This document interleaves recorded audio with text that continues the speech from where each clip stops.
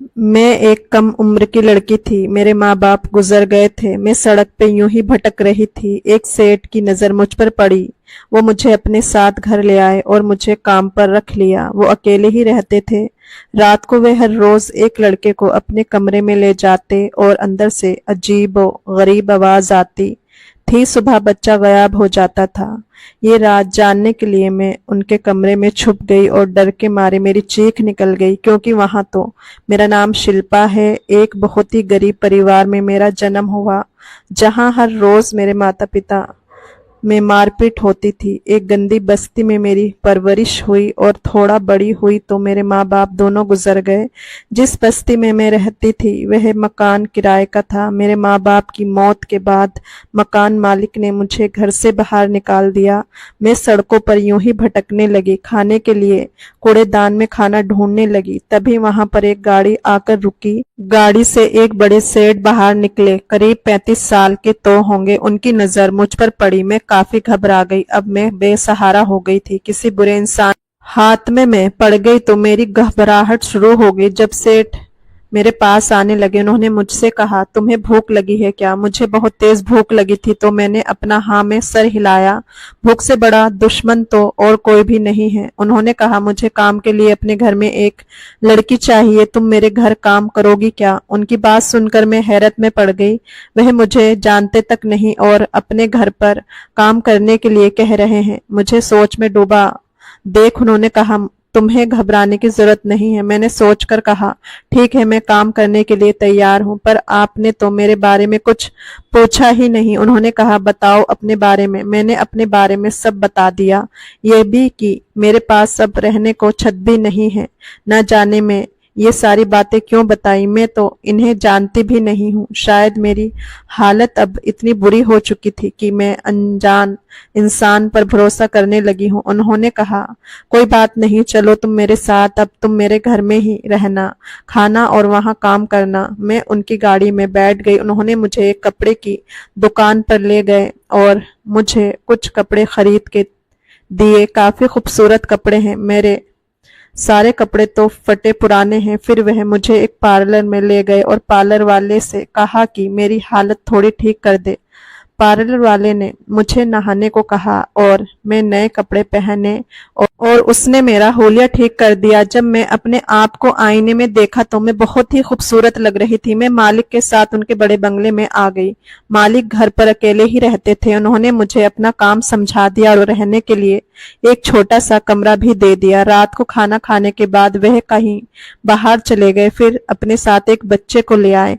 उसको लेकर अपने कमरे में चले गए। मुझे बहुत ही अजीब लगा, पर मैं अपने कमरे में सोने चली गई। अचानक कुछ अजीबो गरीब आवाज से मेरी नींद खुल गई। मुझे लगा आवाज कहाँ से आ रही है। देखने के लिए मैं उठी, पर मैं हैरत में पड़ गई। ये आवाज मालिक के कमरे से आ रही थी। मैं अपने कमरे में वापस आ गई। मालिक के साथ रहकर मुझे रहने के लिए अच्छा कपड़ा और अच्छा खाना मिल रहा था। मैं काफी खुश थी और मैं सुनहरे सपने में डूब गई। जब सुबह हुई तो मैं कमरे से बाहर निकली और अपना काम करने लगी। मालिक का कमरा बंद था। शायद वह अभी सो रहे थे, लेकिन जब वह अपने कमरे से निकले मैं बहुत ही हैरान हुई। जो बच्चा कल रात उनके साथ उनके कमरे में गया था वह वापस नहीं आया। मालिक ने मुझसे कहा था कि तुम पूरे घर की सफाई करना, खाना बनाना और घर की सारी जिम्मेदारी उन्होंने मुझे थमा दी थी। बस उन्होंने कहा था कि मेरे कमरे और बेसमेंट में कभी भी मत आना। मैं अपने कमरे की सफाई खुद करता हूँ। मैं सारा काम कर लिया,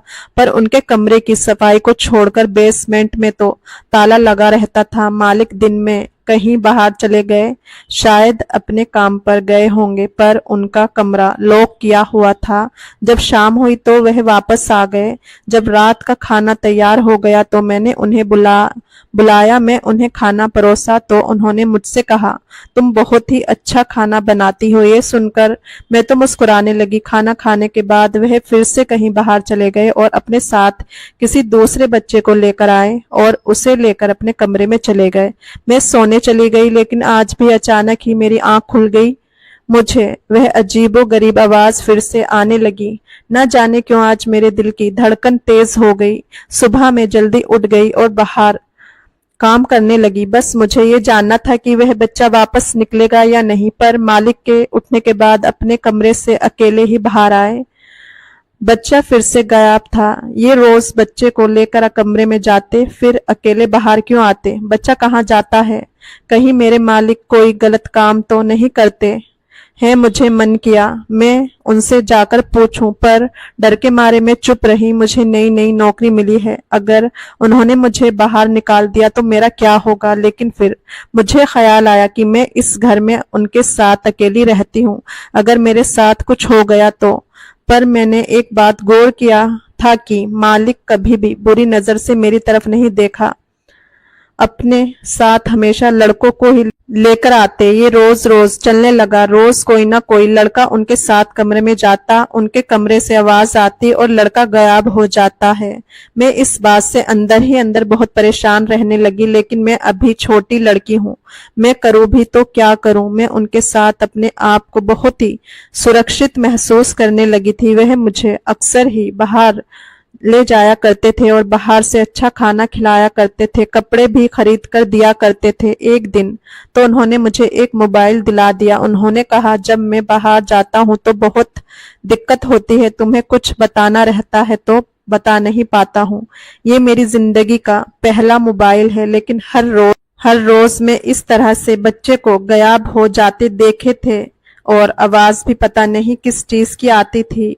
अब मेरा शक इतना ज्यादा बढ़ चुका था कि मुझे लगा अब चुप रहना गुनाह का साथ देना होगा। मैंने मन ही मन में मान लिया था कि बच्चों के साथ जरूर कुछ ना कुछ करते हैं, या तो उनके साथ कोई गलत काम करके उन्हें खत्म कर देते हैं, क्योंकि बच्चे ऐसे हवा में तो गायब नहीं हो सकते ना। अगर ऐसा ही चलता रहा तो शहर के सारे लड़के खत्म हो जाएंगे। अब मैंने सोच लिया था कि मैं ये राज का पता लगाकर रहूंगी। अब जैसे ही मुझे कुछ सुराग मिलेगा तो मैं पुलिस को बता दूंगी। अब तक लालच में पड़कर मैं चुपचाप ये सब कुछ देख रही थी, क्योंकि मालिक ने मुझे बहुत ही ऐशो आराम के साथ रखा था। मैंने धीरे धीरे मालिक का विश्वास जीत लिया और एक दिन मैंने उनसे कहा, मालिक आप अपने कमरे की सफाई खुद क्यों करते हैं? मुझे अच्छा नहीं लगता। जब आप कमरे में होते हो तो तब मुझे बुला लिया करो, मैं साफ कर दिया करूंगी। मेरा इस दुनिया में कोई भी नहीं है। आपको अगर लगता है कि मैं चोरी करूंगी तो ये सच नहीं। मालिक, आपने मुझे सहारा देकर मेरी जिंदगी बदल दी है, मैं आपको कभी धोखा नहीं दूंगी। मालिक ने मेरी बात सुनकर कहा, ऐसी कोई बात नहीं है। ठीक है, कल सुबह जब मैं रहूंगा अपने कमरे में तुम मेरे कमरे की सफाई कर देना। अब मुझे मौका मिल गया था कि उनके कमरे को देखने का। आखिर उनके कमरे में ऐसा क्या जादू चलता है जिससे लड़के गायब हो जाते हैं? मालिक को धोखा देने का मेरा कोई भी इरादा नहीं था, पर बच्चे के साथ इस तरह से गलत होना भी तो सही नहीं है। मेरे दिल में सच्चाई भरी हुई थी। जब मैं सुबह उनके कमरे में गई तो देखा उनका कमरा बहुत बड़ा है। सोने के लिए एक बड़े से बेड है, पर कमरे के बीच में एक अजीब सी टेबल रखी हुई है, उसमें गद्दा भी है। लगता है कि किसी को सुलाया जाता होगा। मुझे तो कमरे से बाहर निकलने का एक ही दरवाजा नजर आया था, साथ में एक बाथरूम। घर की अच्छी सी सफाई करने के बाद में बाथरूम की सफाई के लिए मालिक की इजाजत ली। जब मालिक ने इजाजत दे दी तो मैं बाथरूम में गई और वहां पर जाकर हैरत में पड़ गई। बहुत ही खूबसूरत बाथरूम था, पर वहां भी कोई दूसरा दरवाजा नहीं था। अपना काम करने के बाद मैं मालिक को देखकर मुस्कुराई और बाहर निकल आई। मालिक को मुझ पर विश्वास हो गया था। उन्हें नहीं मालूम था कि मेरे दिमाग में क्या चल रहा है। अब मैंने सोच लिया था कि किसी तरह से मालिक के कमरे में घुसकर मैं उनके राज का पता लगाऊंगी। ऐसा मौका मिलना शायद नामुमकिन ही था, क्योंकि उनके कमरे में तभी मैं अंदर जा पाती थी जब वह कमरे में रहते थे, और जब वह बच्चे को लेकर आते थे तो मुझे ही दरवाजा खोलना पड़ता था। तो पहले से ही छुप पाना ये उम्मीद बिल्कुल भी नहीं थी। दिन बीतते चले गए और मुझे समझ नहीं आ रहा था कि क्या करूं। अचानक से एक दिन मुझे ख्याल आया कि मेरे पास तो मोबाइल है, अगर किसी तरह से मालिक के कमरे के अंदर में मोबाइल का कैमरा ऑन करके रख दूं तो अंदर जो भी होगा उसकी रिकॉर्डिंग हो जाएगी। पर कहीं मालिक की नजर अगर मोबाइल पर पड़ गई तो वह तो मेरी जान ही ले लेंगे। मुझे समझ ही नहीं आ रहा था कि जिस इंसान ने मुझे इतना सहारा दिया उनको धोखा दूं या नहीं, पर हर रोज एक जीता जागता बच्चा मेरी आंखों के सामने गायब हो जा रहा था। अगर पुलिस को बताऊं तो पुलिस इस बात की तहकीकात करे कि बच्चे कहाँ गायब हो रहे हैं। पुलिस मुझ गरीब लड़की की बात पर यकीन क्यों करेगी। एक दिन मैंने मालिक से कहा, मालिक क्या मैं आज रात को आपके कमरे में सो सकती हूँ। मालिक को मानो मेरी बात पर यकीन ही नहीं आ रहा था, मेरी तरफ अजीब निगाहों से देखने लगे। मैंने कहा, आज की ही दिन मेरी माँ गुजर गई थी, मैं नीचे सो जाऊंगी, आपको कोई भी परेशानी नहीं होगी। मालिक, बस मैं आज की रात अकेले नहीं सोना चाहती हूँ। मुझे अपनी आंखों में आंसू भी लाना पड़ा था कि मेरे मालिक को मेरी बातों पर यकीन हो। उनके कमरे में जाने का या मोबाइल छुपाने का कोई भी रास्ता मुझे नहीं मिल पाया था, क्योंकि कमरा हमेशा ही वह लॉक करते थे और चाबी अपने पास ही रखते थे। मालिक ने कहा, ठीक है, नीचे बिस्तर लगाकर सो जाओ, पर वह काफी गहरी सोच में डूब गए थे। उन्हें यकीन ही नहीं हो रहा था कि उनके मुंह से ये बात निकल गई, क्योंकि शायद वह नहीं चाहते थे कि उनके कमरे में कोई दूसरा आए। मेरे आंसू देखकर ही उन्होंने मुझे अपने कमरे में एक रात गुजारने की इजाजत दे दी थी। मैं अपने आंसू पोंछकर अपना बिस्तर मालिक के बिस्तर के साइड में लगा दिया और जैसे ही मैं लेटी तो सोने का नाटक करने लगी। मालिक शायद बाहर चले गए थे और जब दरवाजा खोलने की आवाज आई तो मैंने देखा एक लड़के को लेकर आए हैं। लड़के को बिठाकर मालिक मेरे पास आए तो देखा कि मैं सो रही हूँ। वे फिर से उस लड़के के पास चले गए। मालिक ने अपने लैपटॉप में कुछ चलाया और एक अजीब सी आवाज वहां से आने लगी। अब मुझे समझ आया कि वह अजीब सी आवाज लैपटॉप से आई थी। फिर कुछ चीज जलाया जिससे कमरा धुएं से भर गया। वह धुआं कमरे में फैल गया और थोड़ी देर में मैं बेहोश हो गई। जब मेरी आंख खुली तब सुबह हो चुकी थी। मैंने देखा मालिक बिस्तर पर लेटे हुए हैं और बच्चा सही सलामत टेबल के ऊपर लेटा हुआ है। मैं भी चुपचाप लेटे हुई थी। मैं देखना चाहती थी कि आगे वह बच्चे के साथ क्या करते हैं। उन्होंने करीब 7 बजे बच्चे को उठाया और खिड़की के पास ले गए। मुझे अब तक वह एक शीशे ही लगा था, लेकिन ये तो दरवाजा है। वहां से बच्चे को लेकर निकले और शायद किसी के हवाले कर दिया। शायद बच्चे के माता पिता हो। माता पिता ने हाथ जोड़कर उन्हें प्रणाम किया और वहां से चले गए। उनके जाने के बाद मैंने उठने का नाटक किया। मैं मालिक के पास गई और कहा, मैं इतनी देर तक कभी नहीं सोई हूं, पर पता नहीं क्यों आज मेरी नींद नहीं खुली। मालिक मुस्कुराए और कहा, कोई बात नहीं। मुझे इस बात से खुशी हो रही थी कि मालिक बच्चों को खत्म नहीं करते, उन बच्चों को उनके माँ बाप के हवाले कर देते हैं। ऐसे ही 7 महीने बीत गए और मैं धीरे धीरे मालिक का विश्वास जीतने लगी। मालिक का मुझ पर पूरी तरीके से विश्वास हो गया। तो मैंने एक दिन पूछा कि आप इस तरह से बच्चे को अपने कमरे में ले जाते हो, क्या कोई इलाज करते हो? पर उन्होंने जो कुछ भी कहा उसे सुनकर मुझे यकीन हो गया था कि मालिक अच्छे इंसान नहीं है। वह इन बच्चों के साथ कुछ गलत काम करते हैं। अब मैंने ठान लिया था कि मैं इस राज का पता लगाकर ही रहूंगी। मैं इसलिए चुपचाप बैठ गई थी क्योंकि मुझे लगा था कि बच्चों को ये नहीं मारते हैं, पर अब इनकी बातों से मुझे यकीन हो गया था कि ये कुछ गलत काम कर रहे हैं। इन्होंने मुझसे कहा कि शकूर बस्ती इलाके में लोग जादू टोना सीखते हैं और शहर के अच्छे बच्चे पर ये जादू टोना कर देते हैं। मैं बस उन जादू टोना का उतार कर उन बच्चों को एक अच्छी जिंदगी देता हूँ, जिसके लिए माँ बाप मुझे कुछ पैसे देते हैं। मैंने ये जादू टोना उतारने की विधि सीखी हुई है। उनकी बात सुनकर मैं आई तो थी, पर अपने कमरे में आकर बिल्कुल भी सोच में डूब गई। मैं शुक्र बस्ती में ही रहती थी और वहां ऐसा कुछ भी नहीं होता था। वहां के लोग अपनी जिंदगी में ही व्यस्त हैं, अपनी गरीबी से ही परेशान हैं। लोग इधर उधर काम ढूंढ कर काम करते हैं। वहां पर इस तरह का जादू टोना नहीं चलता है। मेरा बचपन गुजरा है वहां पर। ऐसा कुछ होता तो मुझे भी पता रहता, पर यह बिल्कुल ही झूठी बात है। यहाँ कुछ और ही चल रहा है।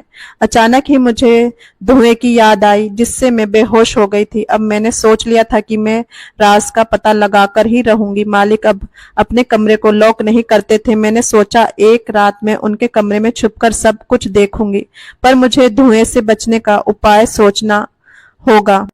मुझे याद है कि जिस रात मैं वहां थी और धुआं हुआ था तो मालिक ने अपने मुंह पर कुछ पहना हुआ था, शायद किसी तरह का मुखौटा हो जिससे इस धुएं से बचा जा सकता हो। अगर मुझे भी ऐसा कुछ मिल जाए तो मैं बेहोश हुए बिना उसको देख पाऊंगी, फिर मैं अपने मोबाइल में रिकॉर्ड कर लूंगी। सफाई के वक्त मुझे कुछ मखौटे मिल गए, उनमें से मैंने एक अपने पास रख लिया और एक रात मुझे मौका मिल गया उनके कमरे में छुपने का। मैं मालिक को बहाना मार दिया कि आज मैं जल्दी सोने जा रही हूँ। रात को जब आप बाहर जाएं तो कमरे को लॉक करके जाएं ताकि आप अंदर आ सकें।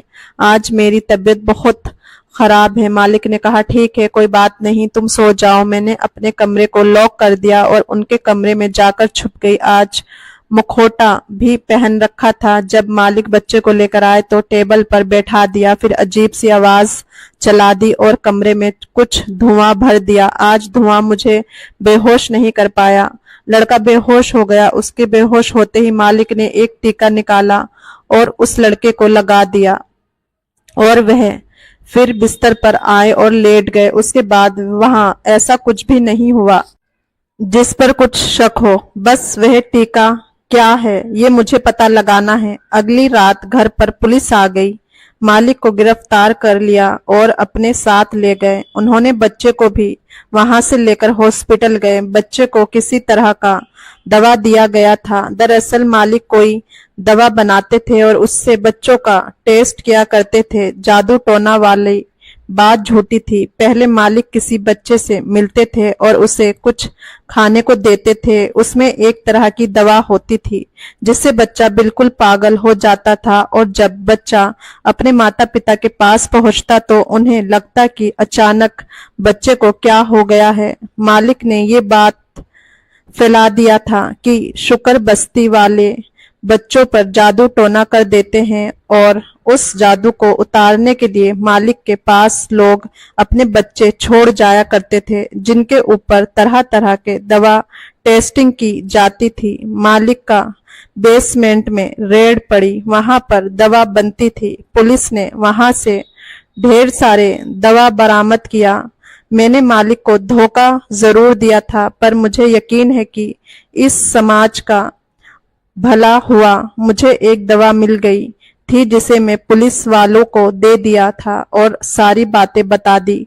पुलिस ने जब उसे टेस्ट करवाया तो उसमें एक ऐसी दवा मिली जिसे बेचना कानूनी जुर्म है। फिर बाकी काम पुलिस ने ही किया। बाकी की सच्चाई पुलिस वालों ने ही निकाली। मैं फिर से बेसहारा हो गई थी लेकिन मुझे कोई ना कोई काम तो मिल ही जाएगा क्योंकि मैंने काफी सारे लड़कों की जिंदगी बचाई थी। पुलिस वालों ने कहा था तुम्हें दोबारा से कहीं काम मिल जाएगा, इसका इंतजाम हम कर देंगे। हाँ, जल्द ही एक घर में मुझे काम मिल गया। दोस्तों, कहानी पसंद आई हो तो लाइक, शेयर और चैनल को सब्सक्राइब जरूर करें। फिर मिलेंगे एक नई और दिलचस्प कहानी में। धन्यवाद।